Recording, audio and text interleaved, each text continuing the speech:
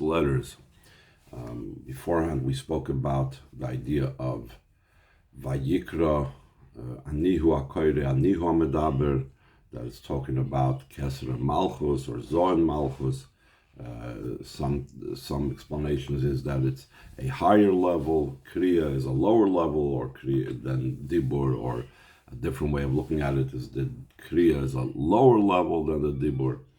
And we spoke about that this is also the difference between the Atvan Ze'erin versus Atvan Rabrivin, that Vayikra is written with a small aleph because the Kriya, according to this view, is the idea of Malchus. Malchus is the level of where the small letters are at, and we have the level of the large letters that has to do with Adam Marish, and it says Adam with a large aleph, as we'll continue to speak further on in this mimer about it. So again, in the second page, second paragraph. According to the above, we need to understand it's brought down the Medrash Chazal in Torah's Kainim, the Medrash on Vayikra, Barichas G'daylo Pirish Rashi ala Torah, and with great length in Rashi's commentary in the Torah. Mi Yosel Divri Chazal Bezem, based on the words of the Chazal on this topic. The Vayikra Moidal Chavivus Yisera, that Vayikra indicates Hashem's extra love that He showed by calling to Moshe Rabbeinu, as opposed to the Nevi'im of other nations that he used a term that's opposite than calling. But Tzarech Laham, we need to understand how is it possible that we want to explain the favor and the love of Moshe that was in the most highest manner, until by Moshe Rabbeinu it was a call out of love. Specifically here he emphasizes that he called to him with a small aleph. The aleph rabasi, not only doesn't it say with a large aleph, and even more so, it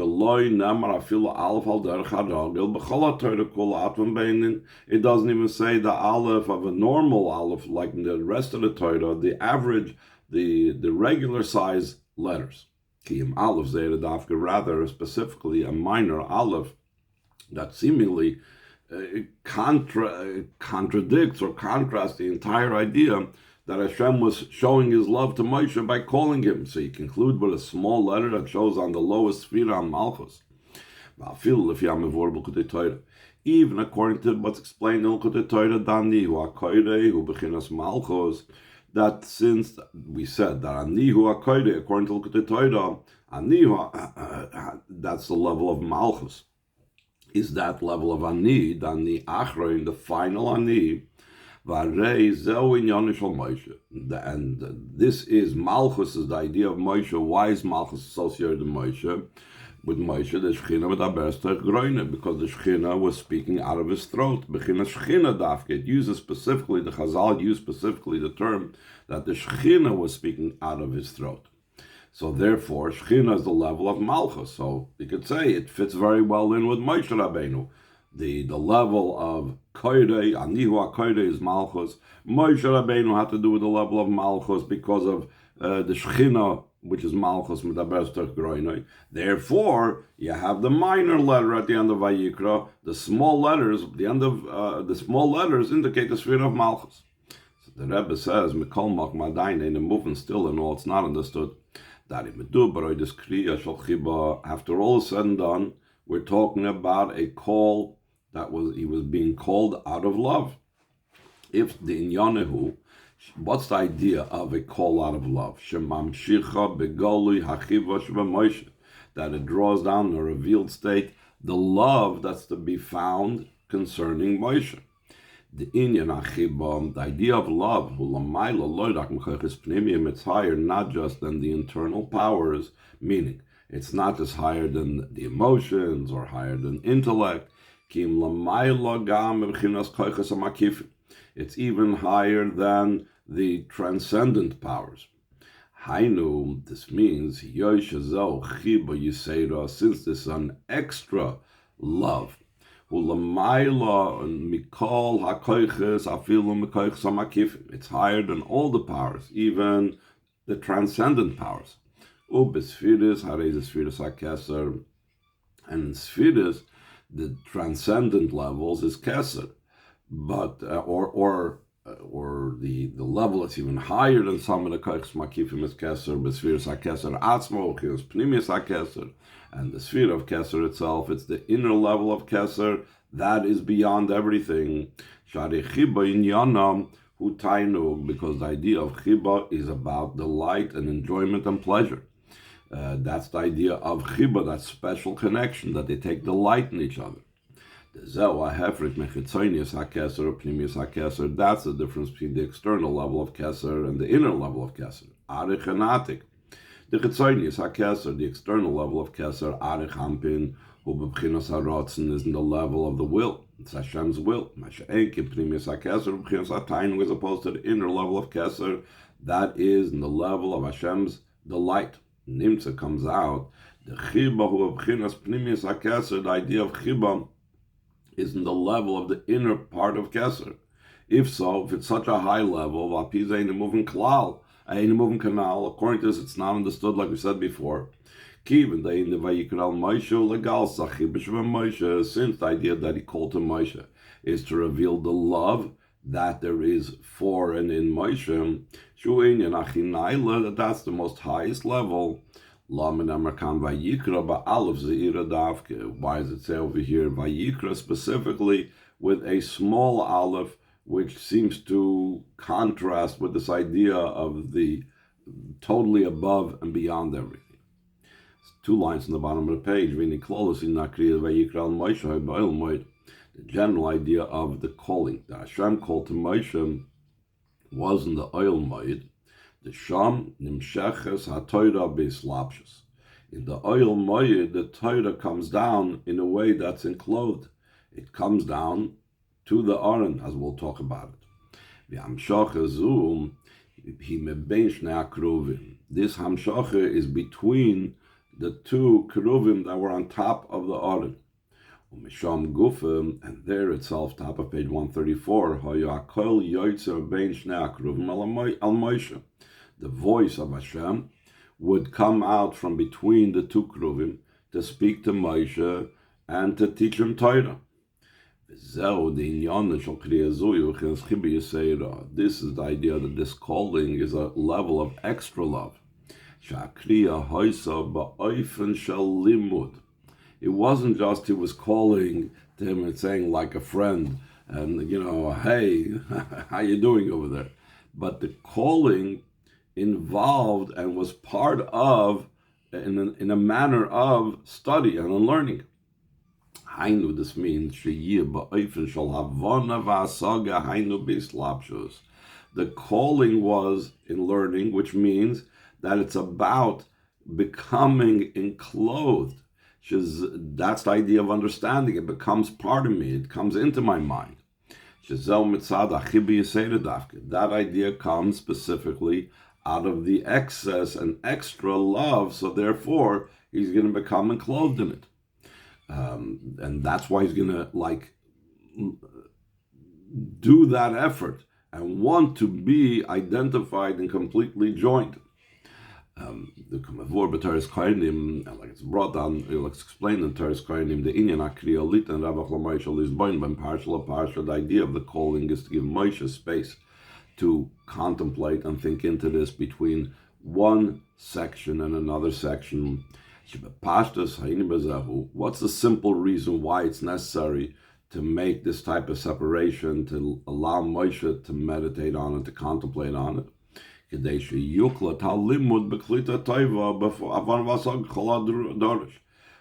the study that Moshe Rabbeinu was studying up till then should become well absorbed and understood and comprehended as much as it's necessary. And this indicates that even the manner of the study, not just that Hashem is studying with him, is out of love instead of just commanding, but he's making it understood to Moshe. But the manner to what degree Hashem is like lowering himself to make it understood to Moshe Rabbeinu is in the way of extra love. Like a teacher that learns with a student. Because of his excess love for him, not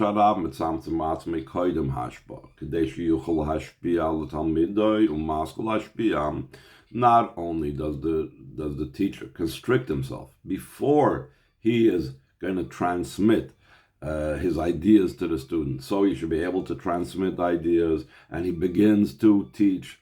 In addition to that, once he's already into it, even at the time when he is explaining and teaching and so on, in the bechol rega v'rega, every single moment he is measuring and evaluating when's he need to stop. Got to take a moment, take a breather, wait for the ideas to be absorbed. And when the teacher has to examine and see when can he go on and continue further. Like we see this in actuality by any teacher and a student. The way it's in the person down here below. That's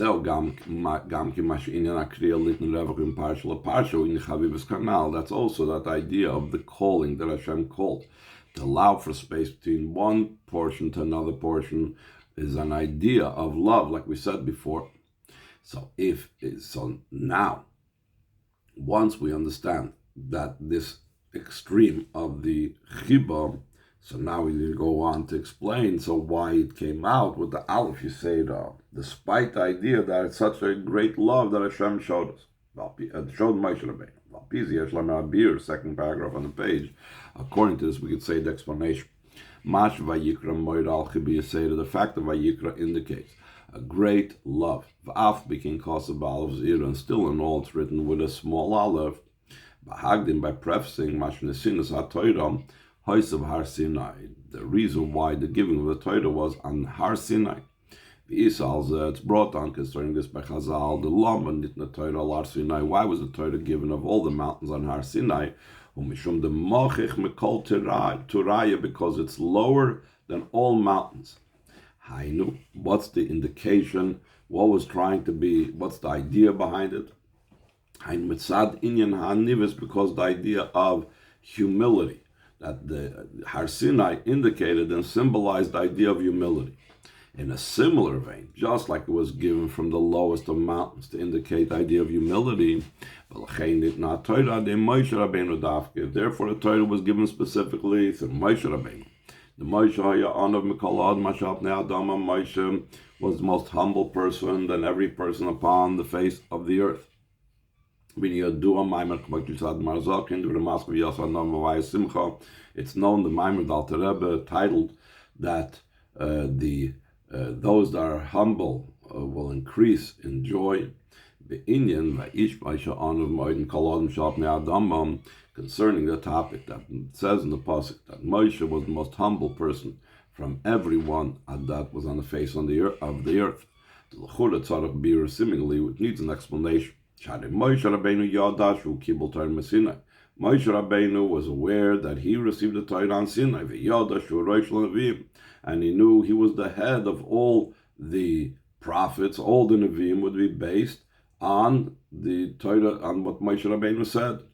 He knew not only he's the head of them, he's the first of them, that everything is based on him, but he knew he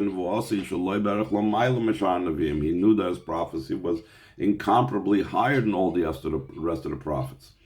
The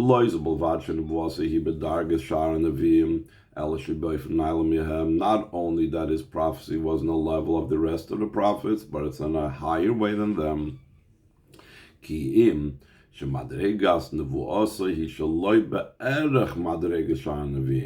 The level of his prophecy was incomparably higher than the level of all the other prophets. Not just somewhat higher, a little bit higher, a lot higher. It's a totally different type of prophecy. The Moshe and the Snabbas, until we say, like we had previously, that in the previous Maimer, that Moshe said nevuah by saying Zeh hadavar shedibar Hashem, indicating he saw the thing itself. Or b'chinas aspaklaria meira, in a way of a luminous lens, meaning a clear glass that you could see right through to the matter itself.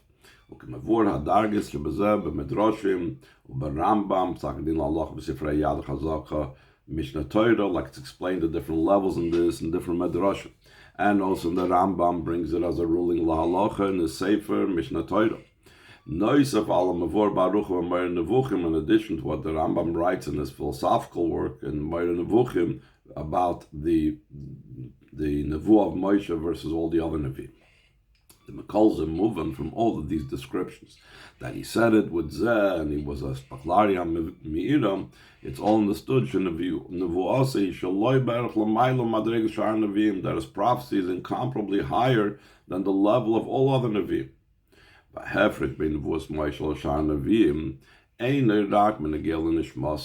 difference between the prophecy of Moshe and all the other Nevi'im is not just concerning his neshama. It's also a difference concerning how Moshe Rabbeinu's body related to the prophecy. Though his body was down here below, that's why Moshe Rabbeinu usually had to eat and drink. Moshe Rabbeinu, true, it's the way Moshe Rabbeinu eats and drinks.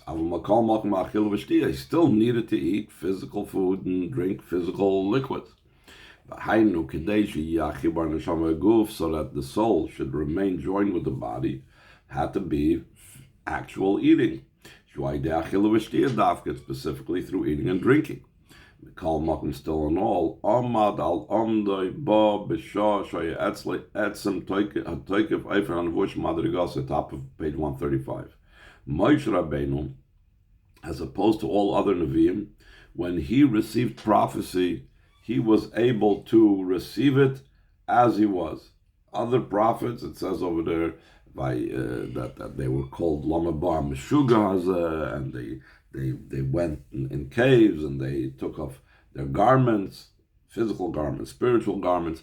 They completely were like out of this world at the time when they received nevuah. But Moshe Rabbeinu was like speaking to Hashem like a person speaks to a friend, meaning that wasn't just that the level of his nevuah was a high level as far as neshama was concerned, but his level of nevuah was a high level even concerning his body. He was in so much higher level, that his body was able to receive and accept the nevuah without the person completely losing it. Similarly, all the other qualities that Moshe Rabbeinu had, until the ruling in Shulchan Aruch and codifiers. Someone that compares himself to Moshe Rabbeinu, someone that like starts up with Moshe, he is liable for lashes. Why is that?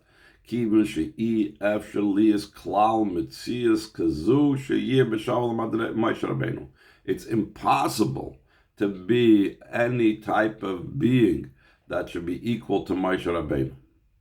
So, Moshe Rabbeinu midas emes ra. The Chazal say that Moshe Rabbeinu saw the character trait of truth.